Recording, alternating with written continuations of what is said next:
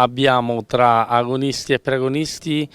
quasi una trentina di giovani che vanno dai 6 anni fino ai 18 anni, perché l'attività giovanile finisce ai 18 anni e poi inizia attività, diciamo, junior.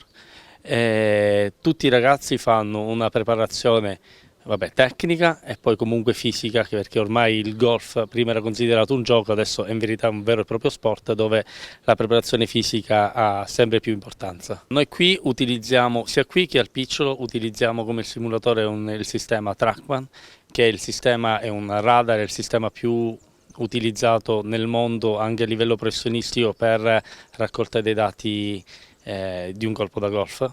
Tramite questi dati possiamo intervenire e modificare gli aspetti tecnici ma anche fisici dei giocatori. Esempio, se abbiamo bisogno di più velocità, leggendo i dati che riguardano la velocità del bastone e della palla, possiamo poi, comunicando col preparatore atletico, intervenire anche tramite delle piattaforme che abbiamo che misurano appunto la pressione e la resistenza sul terreno, capire se lavorare su parti tipo addominali, glutei per velocizzare appunto la testa del bastone,